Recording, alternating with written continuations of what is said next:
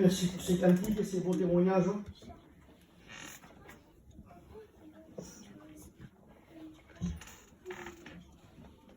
Vous savez, aujourd'hui, l'Église est là, ce qu'on fait, on le fait de tout notre cœur. Vous comprenez bien. Là, avec les frères et sœurs, chanter des cantiques. Je voudrais dire que ce qui est important, c'est que de ne pas oublier une chose. C'est que le Seigneur est au milieu de nous. Amen, amen. Et c'est ça qui est important. Parce que il faut réaliser une chose, c'est quand que je ne vois pas le Seigneur quand il se déplaçait, il y a des chorales, il y a des... avec des chants, tout ce qu'il faut. Se déplacer de ville en ville, de village en village, certainement qu'il était là, mais ceux qui prenaient, ceux qui primaient, ceux qui faisaient sa puissance, c'était quand la parole est annoncée. Amen. Et c'est ça qui est important. Je voudrais qu'on puisse lire dans le livre de l'Apocalypse. On va parler ce soir d'un tribunal.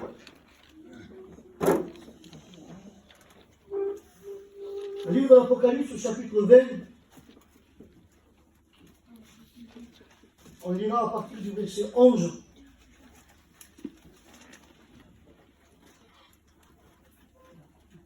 Verset 11. Voilà ce qui est écrit. Puis je vis un grand trône blanc, et celui qui est assis dessus. La terre et le ciel s'enfuirent devant sa face, et il ne fut plus trouvé de place pour eux. Et je vis les morts, les grands et les petits, qui s'étenaient devant le trône. Des livres furent ouverts, et un autre livre fut ouvert, celui qui est le livre de vie. Et les morts furent jugés selon leurs œuvres, d'après ce qui était écrit dans ces livres. La mer rendit les morts qui étaient en elle. La mort et le séjour des morts rendirent les morts qui étaient en eux. Et chacun fut jugé selon ses œuvres. Et la mort et le séjour des morts furent jetés dans l'étang de feu. C'est la seconde mort, l'étang de feu. Quiconque ne fut pas trouvé écrit dans le livre de vie fut jeté dans l'étang de feu. Amen. Gloire à Dieu, gloire au Seigneur. Est-ce que vous permettez qu'on puisse prier encore un coup? Gloire à Dieu. Demandez à Amen. Seigneur, nous sommes devant toi, Père éternel. Et ce que nous avons besoin, c'est de toi, Seigneur, Seigneur, merci pour les cantiques, pour les témoignages. Et ce qui prime dans nos cœurs, Seigneur, c'est ta parole. Amen. Nous voulons écouter ta parole, Seigneur. Ce n'est pas un homme, nous ne sommes pas là, Seigneur, pour satisfaire un homme. Mais nous sommes là, Père éternel, pour que tu puisses nous satisfaire dans notre cœur. Le besoin de notre cœur, Seigneur, c'est toi. Viens nous parler, Seigneur, viens nous justifier, viens nous relever ce soir. À toi toute la gloire, Jésus. Amen. Amen, amen. Gloire à Dieu. Amen.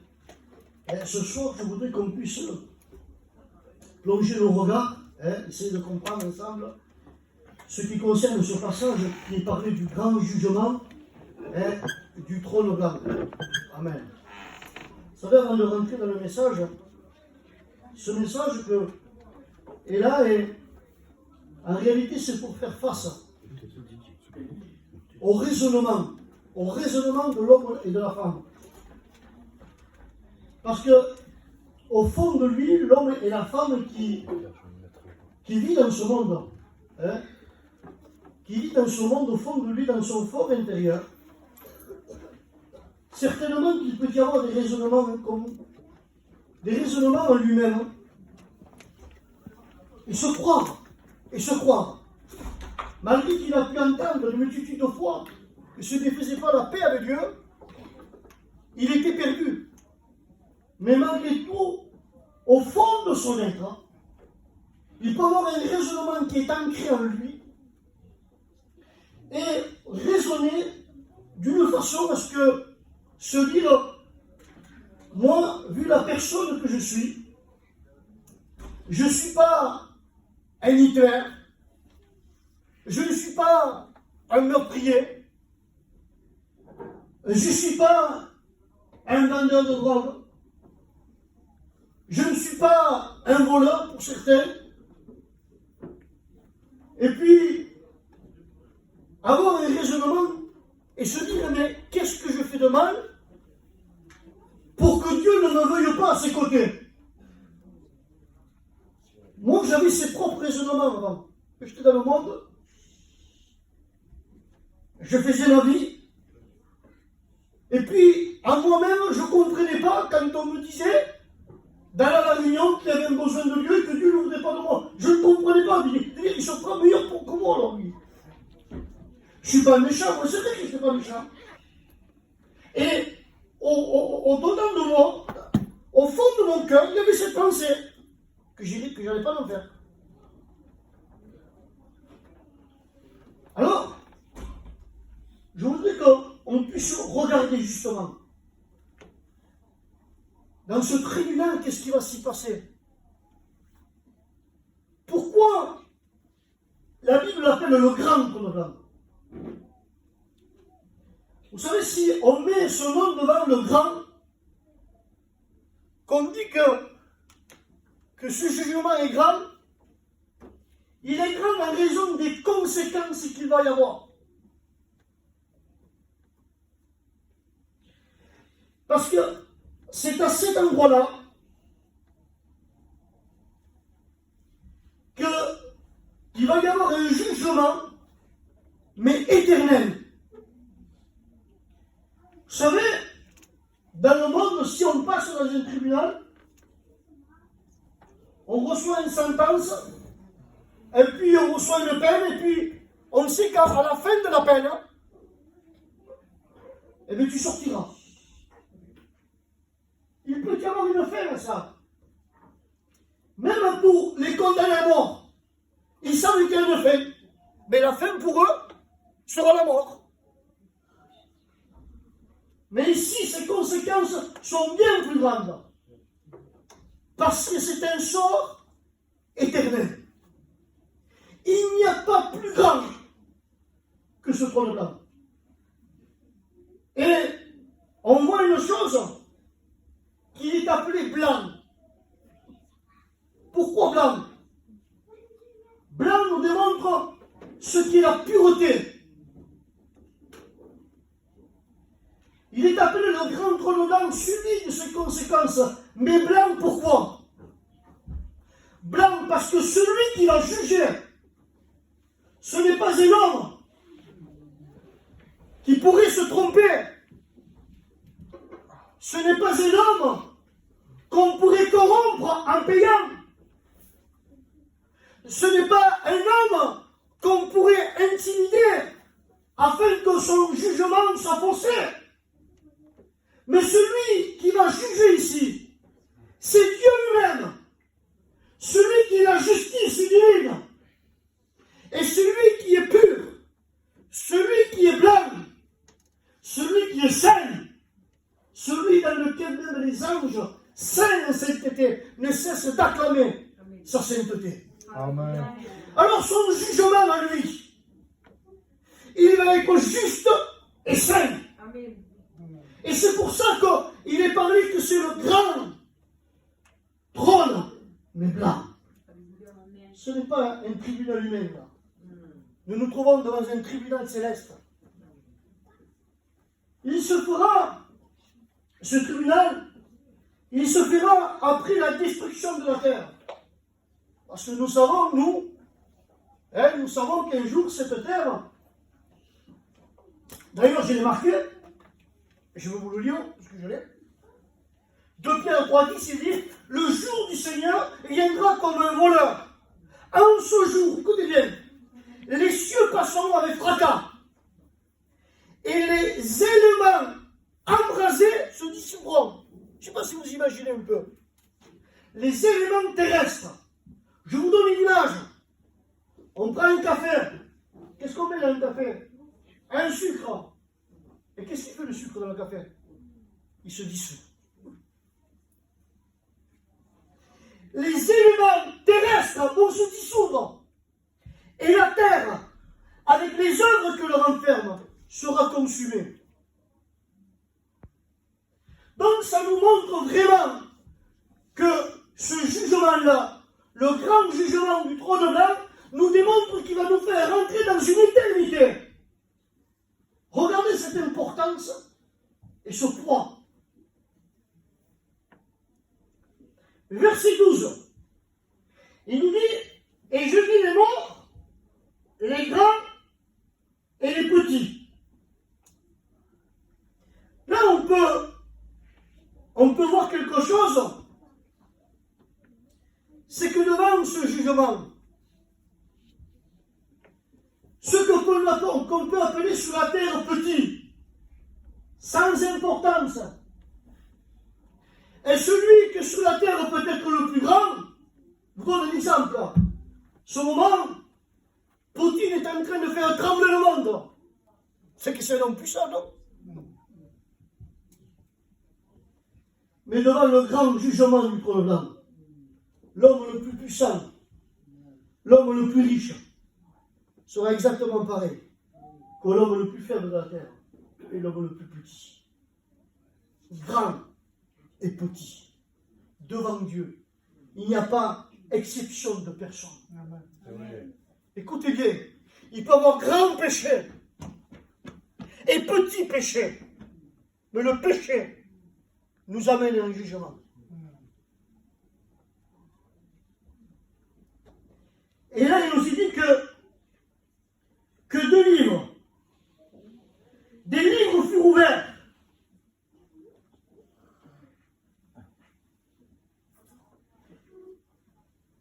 Et ces livres-là, on appellera un le livre de la vie, et un c'est le livre, disons, qui contient ce qu'on aura fait sur notre vie.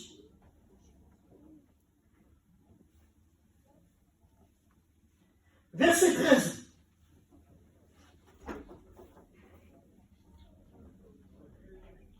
Il dit, la mer rendit la mort qui était en elle. La mort et le séjour des morts rendirent les morts qui étaient en eux. Et chacun fut jugé selon ses œuvres. Mais qu'est-ce que ça veut dire?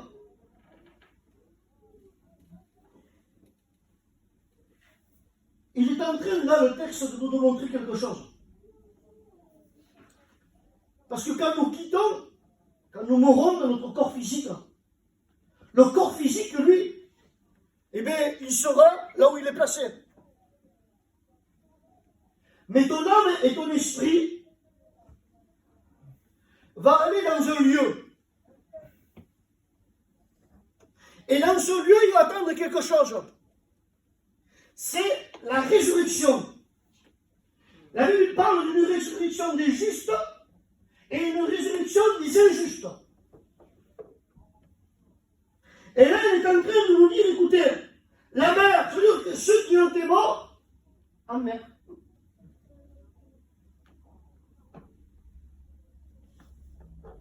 La mort, ceux qui sont, excusez-moi de l'expression, mais dans les tombeaux.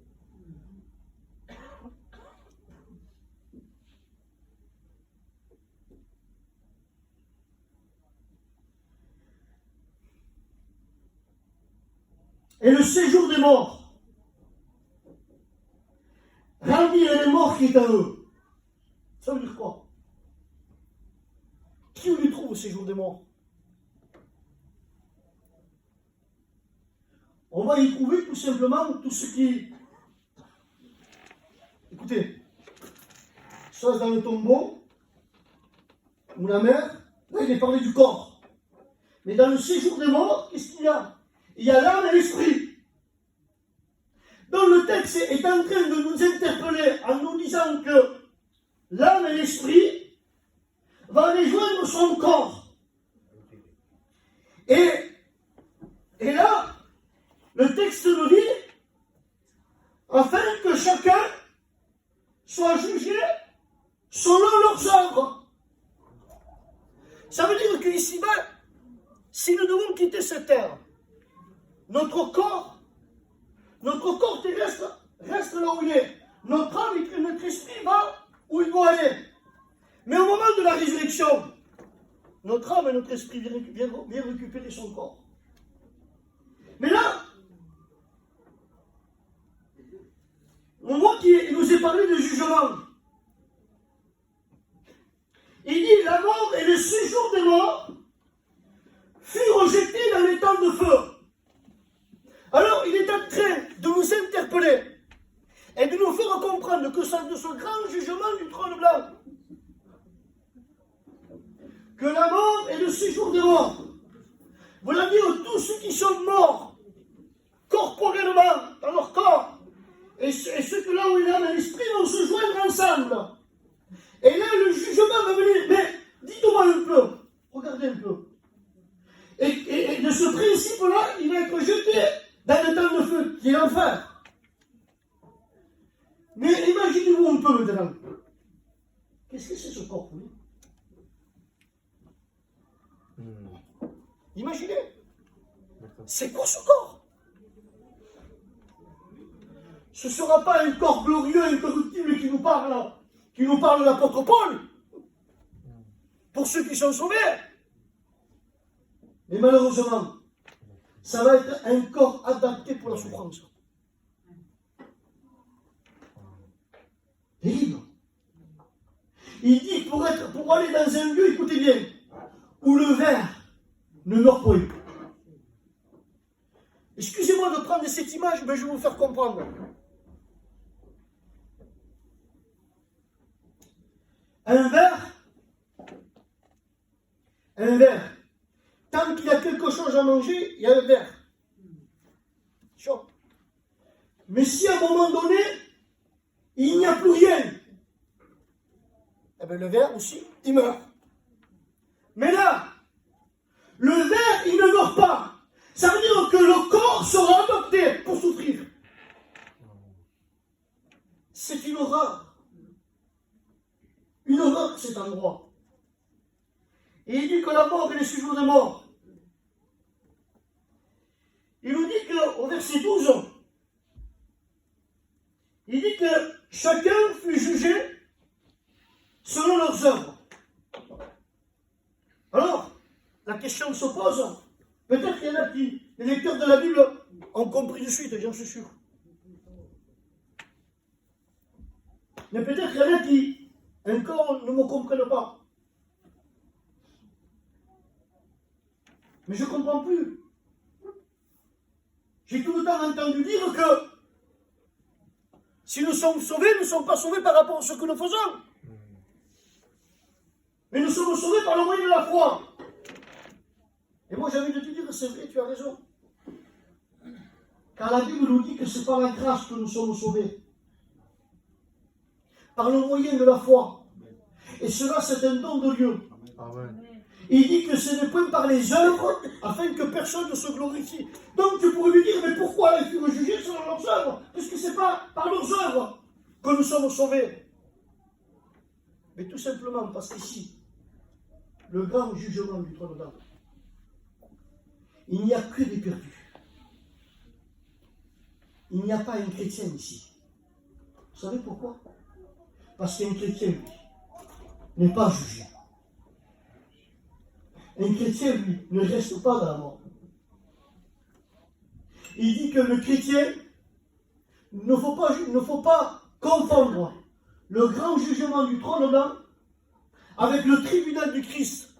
Ça se trouve dans 2 Corinthiens 5:10. Il est parlé du tribunal. Nous devons tous comparaître devant le tribunal du Christ. Et dans le tribunal du Christ, c'est là où il y aura tous les sauvés. Mais c'est quoi ce tribunal alors? Ce sera un tribunal. Amen. Un tribunal de récompense par rapport à ce que nous aurons fait. Alors il pourra avoir pour certains de la joie, pour certains une perte de joie par rapport à ce qu'ils auront perdu.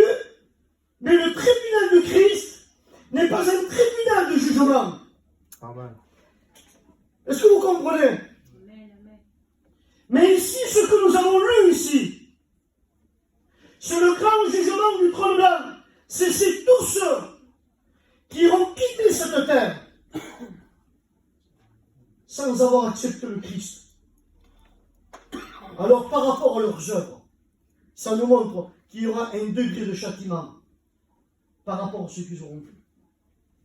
et devant la justice de Dieu, écoutez, serait compliqué de pouvoir revendiquer ça.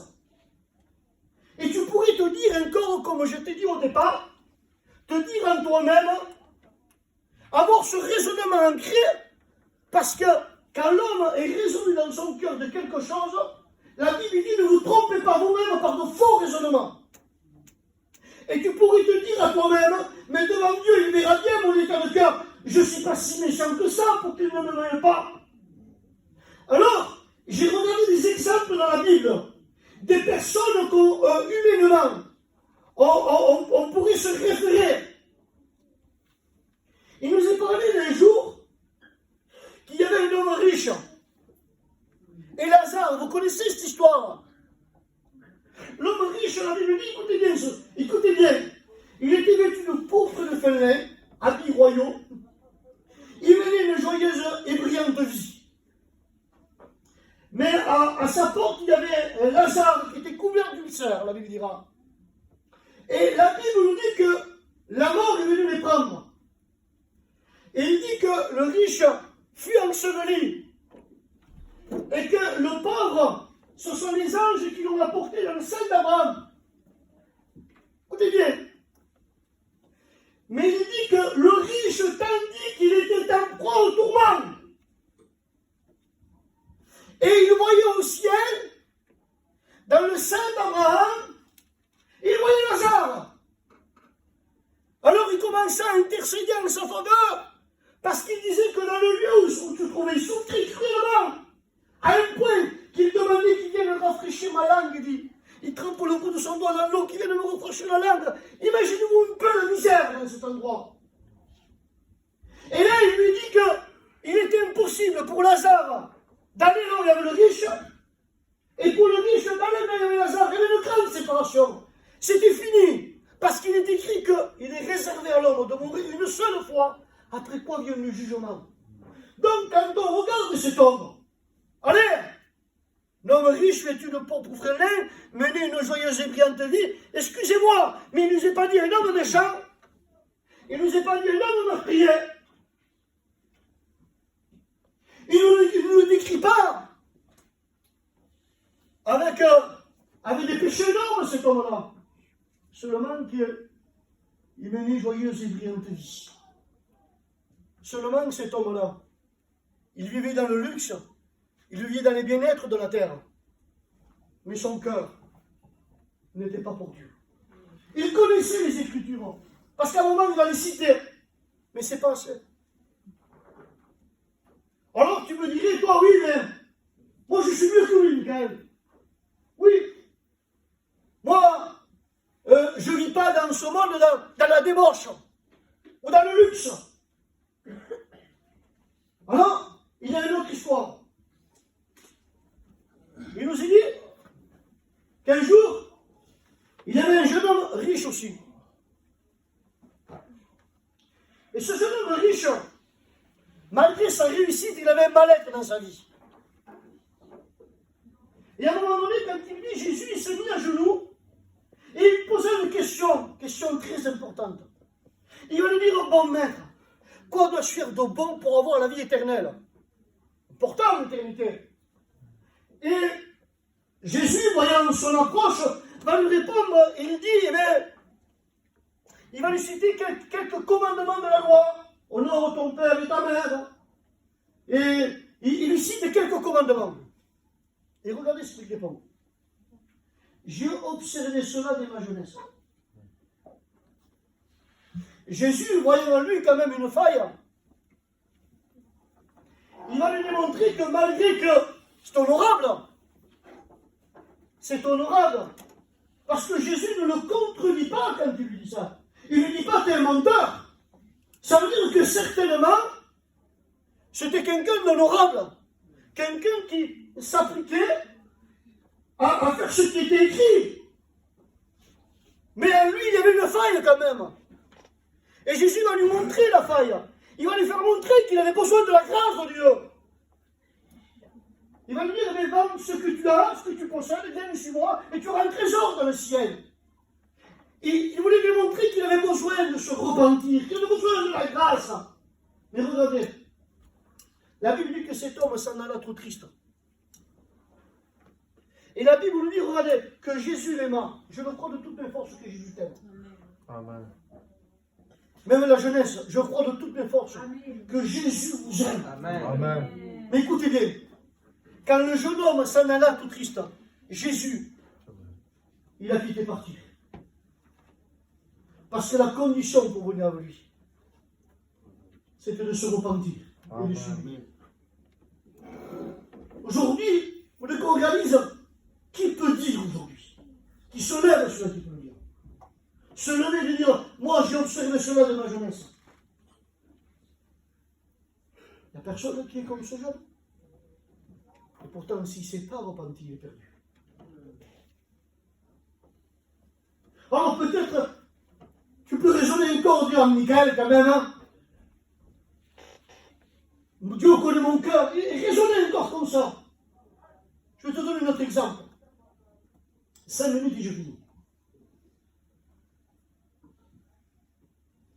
Il nous a dit qu'un jour, il y avait un scribe. Un scribe, c'était pas n'importe qui. Un scribe, c'était un secrétaire. Ceux qui écrivaient la Torah, ceux qui écrivaient la Bible. Imaginez-vous, ces gens, des gens de connaissance, des gens respectueux, des gens qui étaient salués, honorés dans leur pays. Un scribe était un expert en ce qui concerne la loi religieuse. Ils étaient des hommes puissants, ils avaient leur parti même politique. Et un jour, quand il va avoir une discussion avec Jésus, selon les commandements de la loi, et Jésus va répondre à ce scribe, et ce scribe va dire, c'est vrai, tu as bien répondu à Jésus. Et Jésus va lui dire dans un sens, mais toi Élie, tu n'es pas loin du royaume des cieux. Jésus était en train de dire à cet homme qui enseignait le peuple, cet homme qu'aujourd'hui, si c'est là, peut-être il nous fait des termes, une connaissance extraordinaire. Cet homme qui était honoré par son peuple. Je ne sais pas moi, il y a quelqu'un comme ça ici? Et Jésus, il va lui dire, tu n'es pas loin du royaume des cieux. Mais écoutez les frères et sœurs, tu n'es pas loin, ça veut dire que tu n'y es pas.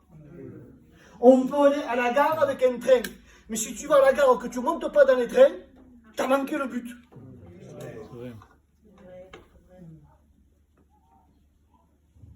Alors qui aujourd'hui, par ses raisonnements, pourrait dire, je suis mieux moi que le scribe, je suis mieux que ce jeune homme moi. La Bible dit, quiconque observe toute la loi, mais pêche contre un seul commandement, devient coupable de tous. Mais qui, devant le trône blanc de Dieu, qui connaît tout, qui sait tout de tout, on pourrait se présenter et dire, moi je prends besoin de Jésus, je me présente et je suis sauvé. Je vous rassure, hein. La Bible dit que tous les hommes sont pécheurs et privés de la gloire de Dieu. Il n'y a aucun homme de l'humanité, épargné le Christ, qui a été un jour sans faille, sans péché. Alors, au verset 15, il nous est parlé de ce livre de vie. Quiconque ne fut pas trouvé écrit dans le livre de vie fut jeté dans le temps de feu. Donc, regardez un peu l'importance d'être écrit dans ce livre de vie. Vous savez que tous dans nos villes, il y a un registre, hein, et notre nom sont dans les registres de la ville, vous savez ça. Eh bien, il y a un registre aussi céleste. Et dans ce registre céleste, pour qu'on y soit marqué, il faut que nos vies soient exemptes de tout péché. Oh, compliqué pour l'homme. Compliqué.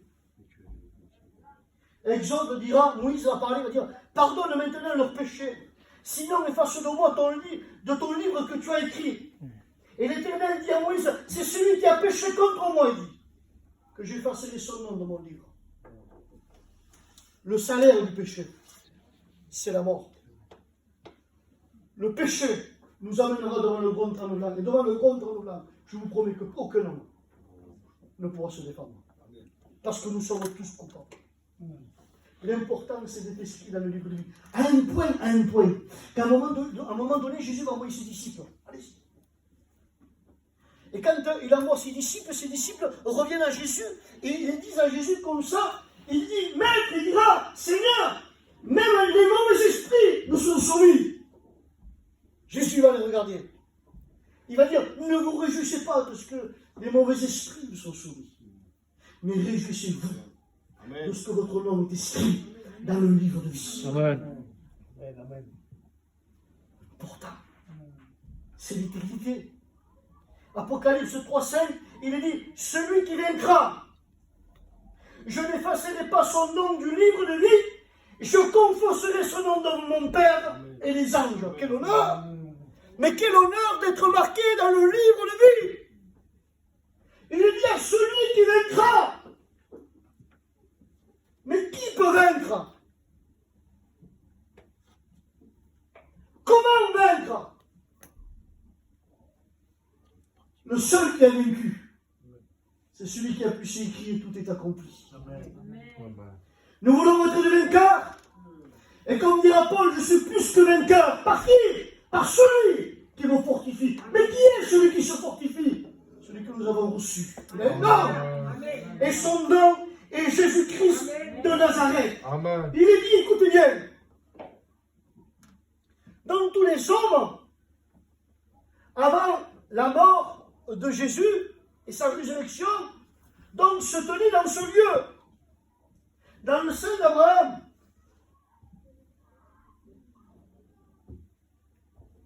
Mais il est dit de Jésus, tu n'abandonneras pas mon âme dans le séjour des morts, et tu ne permettras pas que ton sein voie la corruption. Ça veut dire que depuis des siècles, aucun homme, je dis bien aucun homme, n'a pu être délivré du séjour des morts. Écoutez bien, quand je dis le séjour des morts, parce que le séjour des morts, il peut avoir deux compartiments. Il y a un coin où il y a les sauvés, et un coin où il y a les perdus. Comprenez bien. Et il dit, tu n'abandonneras pas mon âme dans le séjour des morts. Et tu ne permettras pas que ton sein, ça veut dire son corps, connaisse la corruption. Il était en train de parler de la résurrection. Et là, dans le séjour des morts, il dit qu'il est allé dans les régions inférieures de la terre. Amen. Écoutez bien. Et là, il va se passer quelque chose d'extraordinaire. Où à travers les millénaires, personne ne l'a vu. Et là, dans le séjour des morts, Jésus a ressuscité. Il a pu briser les portes du séjour des morts. Et Éphésiens 4 dit, il est monté haut, et il a amené les captifs. Qui c'était les captifs? C'est ceux qui attendaient que celui qui devait venir, et que celui qui devait vaincre la mort, les amène dans le paradis de Dieu. Jésus le vainqueur. Il nous est dit, 2 minutes et je finis. C'est Jésus qui parle, il y a en vérité, je vous le dis, celui qui écoute ma parole et qui croit en celui qui m'a envoyé à la vie éternelle. Amen. Et ne vient point en jugement, mais il est passé, regardez, de la mort à la vie. Amen. Et il dit, en vérité, je vous le dis, l'heure vient, et elle est déjà venue, où les morts entendront la voix du Fils de Dieu, et ceux qui l'auront entendu vivront. Amen. Amen. Amen. Mais qui c'est ces morts qui pourront ressusciter quand ils vont entendre la voix de Dieu? C'est va vous dire que spirituellement parlant, que ce soir, si tu n'as pas accepté le Seigneur, tu es dans un état de mort spirituelle. Mais aujourd'hui, si tu entends la voix de Dieu accompagnée par le Saint-Esprit en train d'interpeller ton cœur, il y a une possibilité pour toi que si tu l'acceptes, à la voix de Dieu, ce soir de passer de la mort à la vie, Amen. des ténèbres à la lumière. Oui, c'est possible. Car il est dit, si tu crois, tu verras la gloire de Dieu. Amen. Paul dira, il n'y a plus de condamnation pour ceux qui sont en Jésus-Christ. Amen. Il n'y a pas de salut à aucun autre. Ne cherchez pas. Ne cherchez pas à être sauvé de notre façon. Il faut Jésus. Il est le faux sauveur. Alors, ce que Dieu attend de toi premièrement, ce ne sont pas des œuvres. Cherche pas à vouloir faire. ce que Dieu ne veut pas aussi de toi, ce que Dieu n'attend pas plutôt. Ce n'est pas une bonne morale, on va dire, j'ai reçu une bonne éducation, moi. C'est pas ça qui nous ouvre le ciel non plus. Ce que Dieu n'attend pas de toi aussi, c'est d'être là à toutes les réunions et d'avoir une certaine connaissance biblique. C'est pas ça aussi qui t'ouvre le ciel. Ce qui t'ouvre le ciel, c'est d'avoir de l'humilité dans nos cœurs pour reconnaître ce que tu es, Amen. pour te repentir Amen. et accepter Jésus dans ta vie. Amen. Il n'y a pas d'autre moyen. Je voudrais ce soir que tu ne te trompes pas. Parce que je te promets que si tu ne fais pas partie de l'Église et que tu passes par le grand jugement du trône blanc, tu ne passeras pas à travers. Ces yeux sont comme une flamme de feu, imaginez. Tout ce que tu as pensé. Écoutez, tu peux amener le plus grand des juges au monde, le plus juste, tu pourras le tromper. Parce qu'il ne connaît pas ta pensée. Mais Dieu la connaît. Tu pourras. Besoin de sa grâce. Je voulais vous dire que de ne pas attendre le grand jugement du trône blanc. Mais au contraire, accepte Jésus. Nous sommes dans des temps mauvais. Nous sommes dans des temps compliqués, dans des temps difficiles. Que ce soit dans ce qui concerne le spirituel et dans ce qui se concerne dans le monde. Je finirai avec cette parole de Pierre, où il va dire comme ça, parce que certains ont ce raisonnement. Dieu ne tarde pas dans l'accomplissement de sa promesse, comme quelques-uns le croient. Mais il use de patience, afin que tu ne périsses pas, mais que tu viennes à la repentance. C'est ce que tu fais. Ce soir, tu as le choix. Tu peux continuer ta vie. Mais ce soir, je t'ai démontré par la parole que sans lui, tu t'en sortiras pas. Mais tu peux faire le choix ce soir de t'en sortir en l'acceptant. On baisse nos têtes, amen.